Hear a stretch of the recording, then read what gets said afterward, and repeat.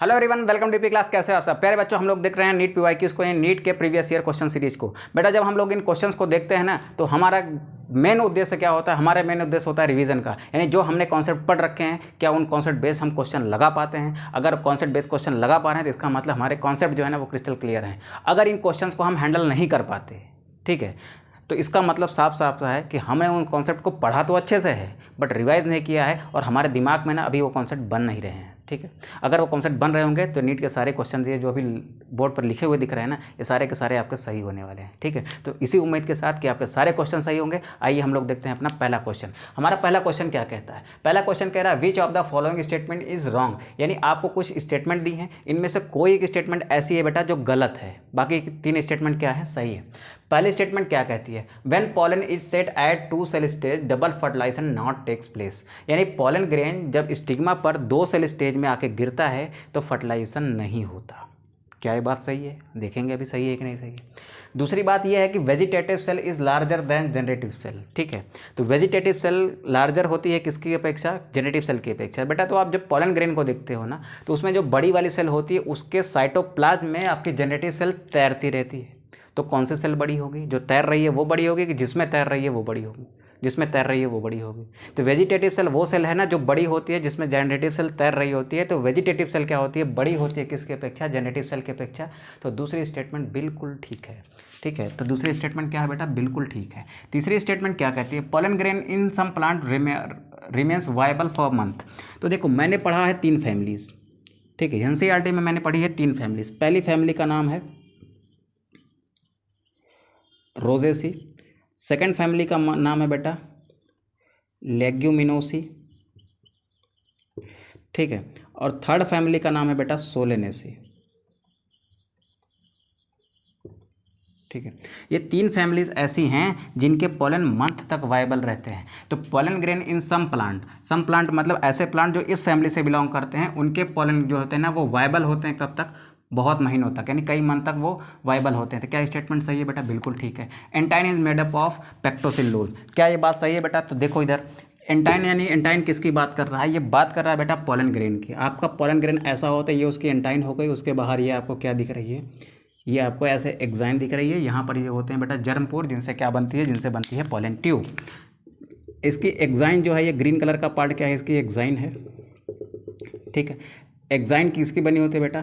Exine बनी होती है आपकी स्पोरोपोलिन की। किसकी बनी होती है बेटा? स्पोरोपोलिन की। ठीक है, एंटाइन बनी होती है बेटा पेक्टोसेलुलोज की। किसकी बनी होती है? पेक्टोसेलुलोज की, यानी पेक्टिन प्लस सेलुलोज की। ये भी ठीक है। इसके अंदर एक न्यूक्लियस होता है ऐसे इर्रेगुलर शेप का। ठीक है, और यहाँ पर क्या होता है बेटा? साइटोप्लाज्म होता है। इसके साइटोप्लाज्म में एक छोटी सी सेल ऐसे तैरती रहती है ऐसे। ठीक है, ये क्या है बेटा? ये जनरेटिव सेल है। ठीक है, और ये वाली क्या है? ये आपकी वेजिटेटिव सेल है। ठीक है, अब देखो आप, ये बीच में जो आपको दिख रही है ना वेजिटेटिव सेल, ये वाली, ये रेड वाली, ये कैसी है बेटा? ये बड़ी है। जनरेटिव सेल कैसी है? छोटी है। ठीक है, तो ये वाली स्टेटमेंट भी सही है। पॉलन ग्रेन सम प्लांट्स के कैसे होते हैं? वायबल होते हैं मंथ तक, ये भी सही है। एंटाइन मेडअप होती है किसके? पेक्टिन और सेलुलोज की बनी होती है, ये भी ठीक है। तो गलत कौन सी है बेटा? ये वाली, क्योंकि देखो ये 2 सेल स्टेज का पॉलन है। अगर ये पहुँचता है बेटा किसी स्टिग्मा पर, एनसीईआरटी ने कहा है कि 60% पॉलन कहाँ पहुँचते हैं? सेट करते हैं कहाँ पर? स्टिग्मा पर, 2 सेल स्टेज में। ठीक है, और 40% पॉलन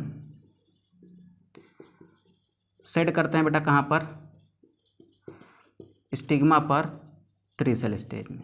तो 3 सेल वाला भी ग्रो करेगा, 2 सेल वाला भी ग्रो करेगा, यानी 2 सेल स्टेज में पहुंचता है तो क्या हुआ? 60%।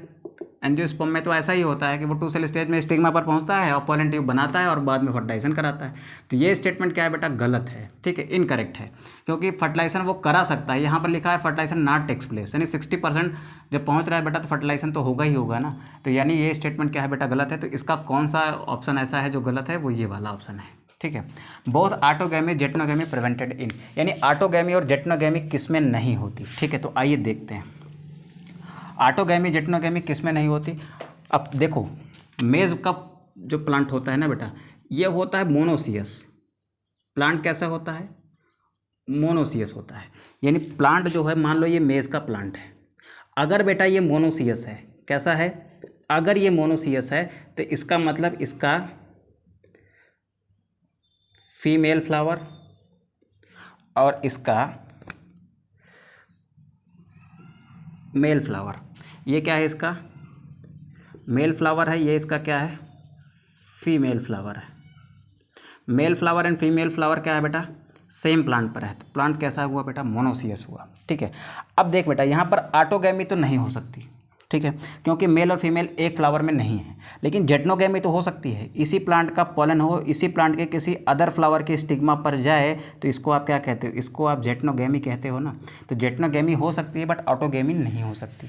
तो मोनोसियस प्लांट है, मोनोसियस कैसा है बेटा, प्लांट है, बट फ्लावर कैसा है, फ्लावर इसका यूनिसेक्सुअल होता है। ठीक है, तो यूनिसेक्सुअल फ्लावर होने के कारण ऑटोगैमी तो प्रिवेंटेड है, नहीं हो सकती, बट जेटनोगैमी हो जाती है।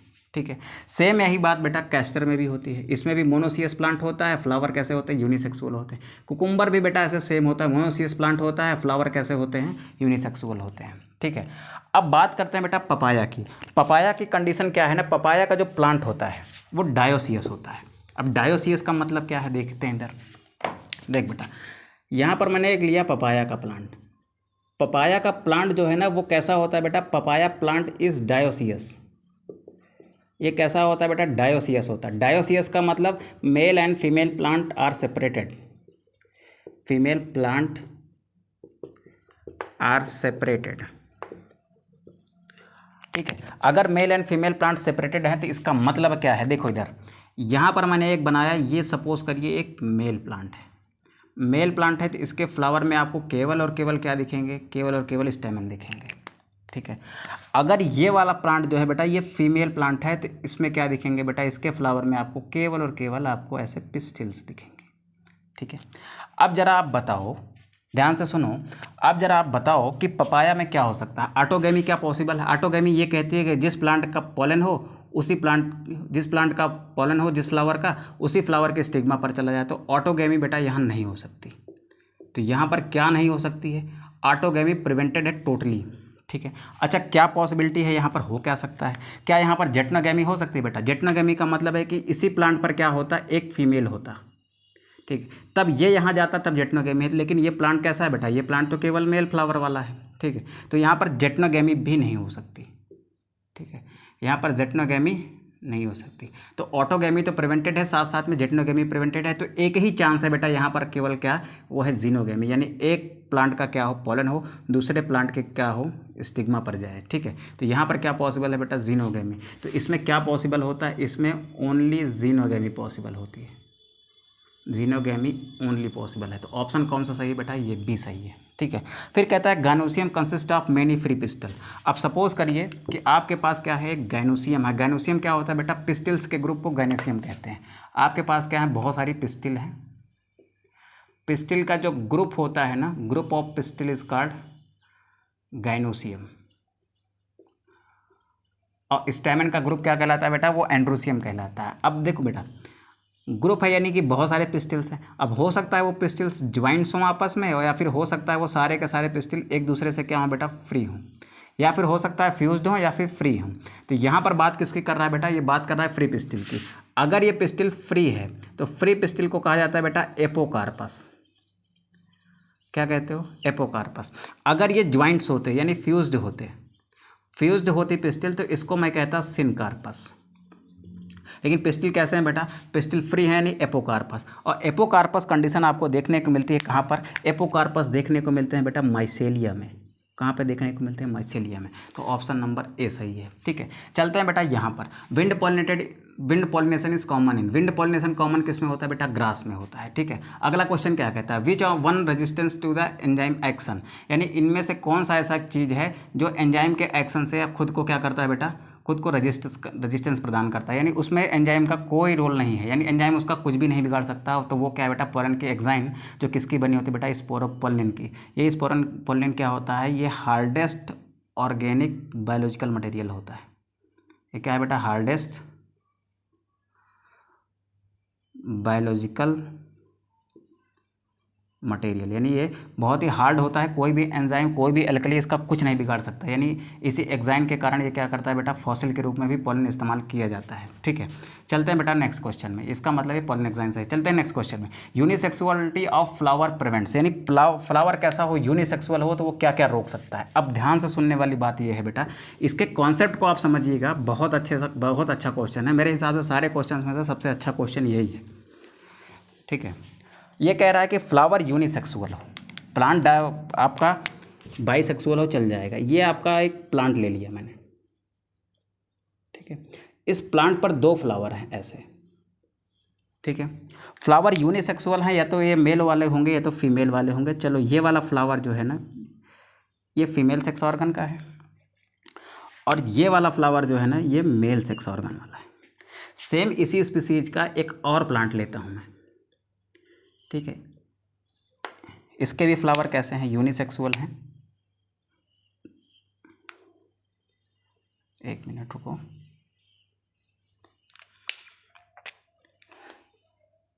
ये इसका फीमेल फ्लावर हो गया, ये बेटा इसका मेल फ्लावर हो गया।